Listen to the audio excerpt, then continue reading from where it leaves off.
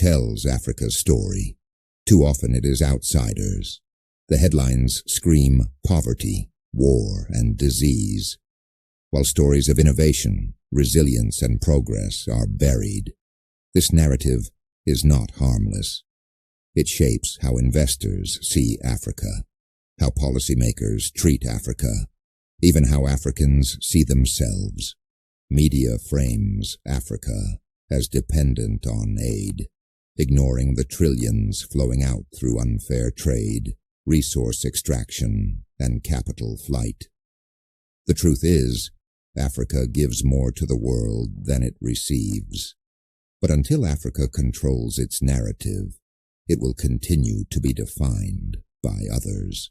We must tell our own stories, stories of strength, of creativity, of potential, because controlling the narrative is part of controlling the future. All right. If you don't mind, could you subscribe, follow for more content? Also like, share for more reach.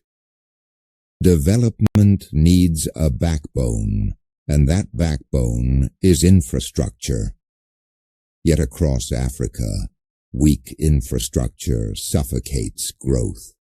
A farmer in Uganda may harvest plenty, but the road to the city is broken, and half his produce rots before it gets to market. Electricity is unreliable, crippling factories before they even start. Trains and ports are outdated, slowing trade. The cost of moving goods within Africa is sometimes higher than sending them overseas. How can we industrialize or compete globally without strong roads, reliable power, and efficient transport? Infrastructure is not just cement and steel. It is opportunity. Until Africa builds its backbone, development will remain fragile. If you don't mind, could you subscribe, follow for more content, and also leave a comment, like, share for more reach? Africa's diversity is its strength, but it has also been weaponized as a weakness. Colonial borders forced together groups with centuries of rivalries, and leaders today often exploit these divisions for power. Identity politics becomes a tool to mobilize votes, but not to build nations. Instead of unity, nations remain fractured along ethnic lines. This stifles cooperation, fuels conflict, and keeps countries from focusing on collective progress. Development requires national identity, not tribalism. When we see ourselves first as citizens of one country before tribe or religion, Africa will unlock its greatest power, unity. All right, anticipate next, industrialization gap. If you don't mind, could you subscribe, follow for more content? Also leave a comment, like, share for more reach. Here lies the heart of underdevelopment. Africa does not industrialize. Less than 3% of global manufacturing comes from Africa. We mine oil but import petrol. We grow cotton but import clothes. We farm cocoa but import chocolate. Why? Because infrastructure is weak. Factories cannot run without stable power. Goods cannot move without reliable roads or railways, and governments often fail to invest in industry. Without industrialization, Africa will always be a supplier, never a producer. Jobs are lost, wealth is lost, innovation is lost. Nations that once were poor but industrialized, like South Korea, now stand tall. Africa must learn from that playbook, build industries, process raw materials locally, and add value before exporting. Until then, Africa's wealth will always feed others first. All right, anticipate. Next, knowledge and technology divide. If you don't mind, could you subscribe, follow for more content? Also, leave a comment, like, share for more reach. Africa's greatest resource is not its oil, not its gold, but its people. Yet this resource is bleeding away through brain drain. Doctors, engineers, and scholars leave for better opportunities abroad, building other nations instead of their own. Research and development at home are underfunded. Universities often teach outdated curricula that do not match modern economies.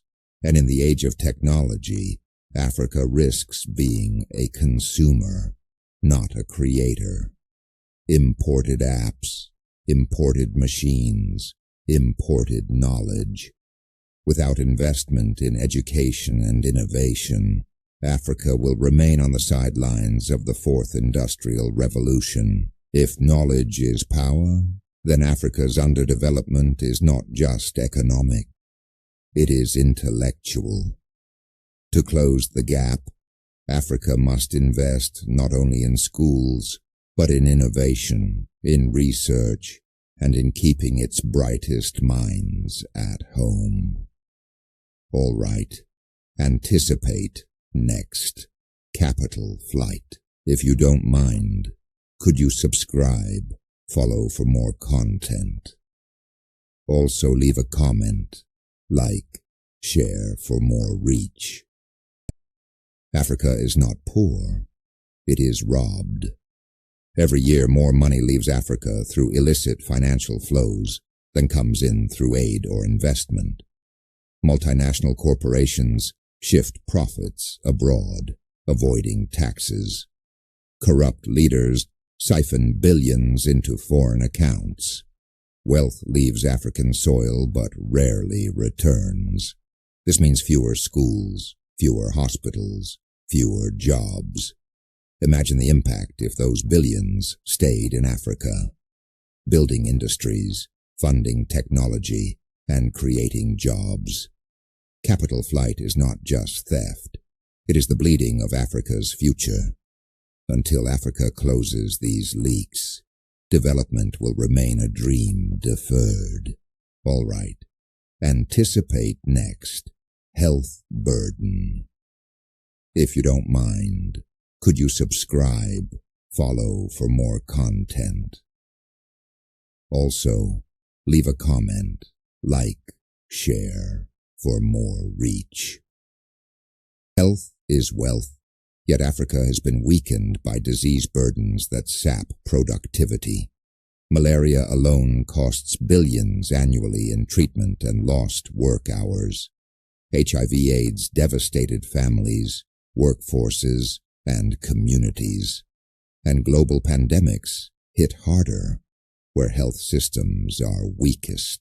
Instead of spending on development, billions go into disease control. To make matters worse, pharmaceutical monopolies keep life-saving drugs out of reach. Healthy people build nations, but sick populations cannot drive development. Without strong healthcare systems and affordable medicine, Africa will always be fighting to survive instead of thriving. All right, anticipate next. Agricultural neglect. If you don't mind, could you subscribe, follow for more content? Also leave a comment, like, share for more reach. Despite some of the world's most fertile lands, Africa imports billions of dollars in food every year. Why? Because small farmers, who feed the continent, lack credit, irrigation, and modern tools. Agricultural policies often neglect them, focusing instead on exports for foreign markets. Climate change worsens the problem, bringing floods and droughts. Hunger in Africa is not because the land cannot produce. It is because the systems don't support the farmer. Investing in agriculture is not just about food security. It is about dignity, jobs, and independence. A continent that cannot feed itself cannot truly be free. All right. Anticipate next. Conflict and insecurity.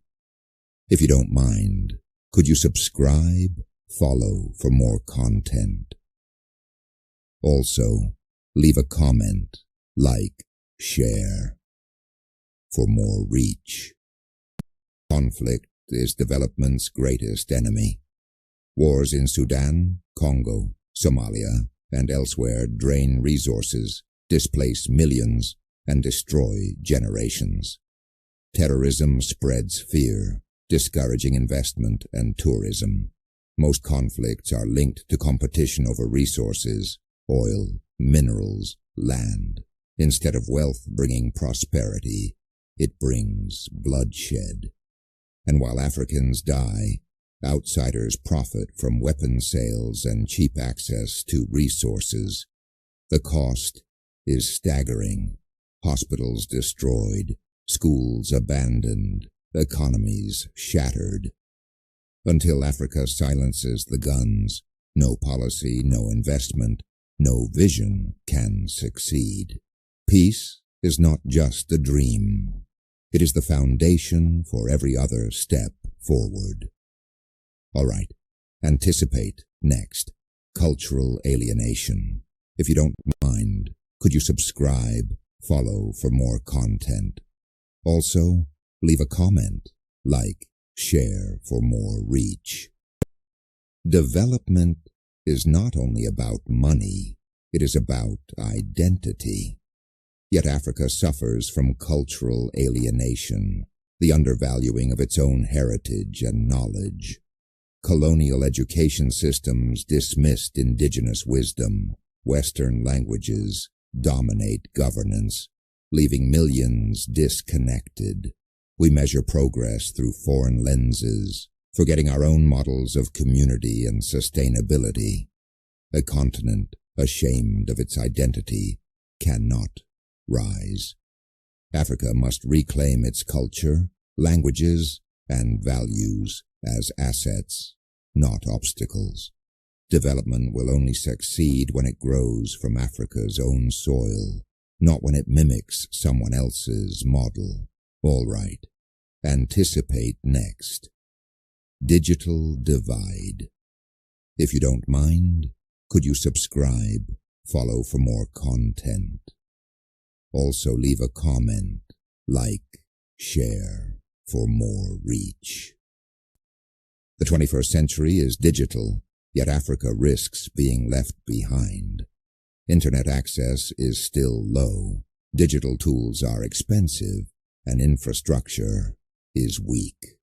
In rural areas, millions of children grow up without ever touching a computer. How can they compete in a global economy powered by technology? The digital divide is not just about gadgets.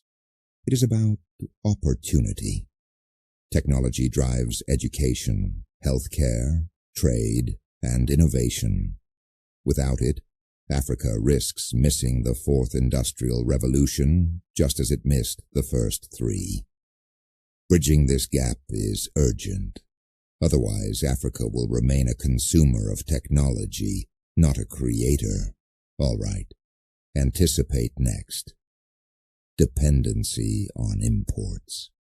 If you don't mind, could you subscribe, follow for more content? Also, leave a comment, like, share for more reach. Africa imports almost everything, from medicine to machinery, from cars to computers. Even goods that could be made locally are brought in from abroad.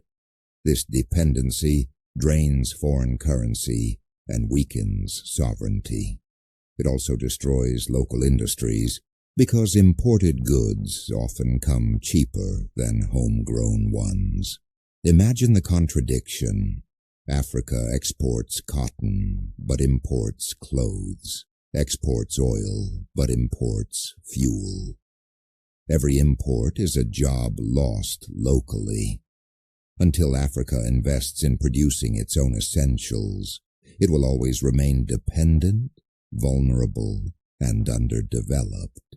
All right, anticipate next. Weak institutions.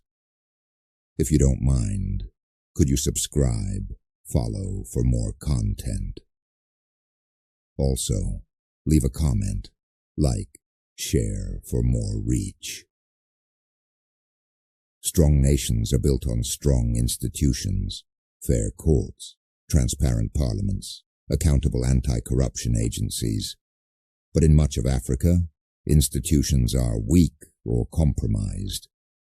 Laws bend for the powerful, corruption goes unpunished, and public offices serve individuals, not citizens.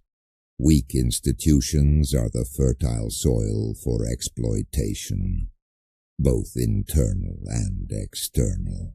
They make it easy for corruption to thrive and difficult for justice to prevail. Development requires systems that outlast leaders, systems that protect the people and the nation. Africa does not need strong men, it needs strong institutions. That is the difference between progress and stagnation. All right, anticipate next. What's next? If you don't mind, could you subscribe, follow for more content? Also, leave a comment, like, share for more reach. We have uncovered the hidden truths about Africa. Truths of leadership failure, lost potential, and the weight of external control. But these truths are not the end of Africa's story. They are the beginning of her awakening. For every weakness we've exposed, there lies an untapped strength. For every wound of history, there is a well of resilience. Africa's underdevelopment is not a destiny. It is a delay. The continent that has long supplied the world's raw materials is now prepared to supply its genius, innovation, and ideas. The truth is simple. Africa is not poor. She has only been poorly managed. Beneath every challenge lies unmatched capacity. In her land, her youth, her culture, and her spirit. So the question before us now is not what went wrong, but what can go gloriously right. What happens when Africa wakes up to her potential? When leadership meets vision and resources meet integrity? All right, anticipate next. Africa's future projections. A glimpse into what this continent can and will become when it finally governs itself with wisdom, unity, and purpose. If you don't mind, could you subscribe, follow for more content? Also, leave a comment, like, share for more reach. Just Thinking.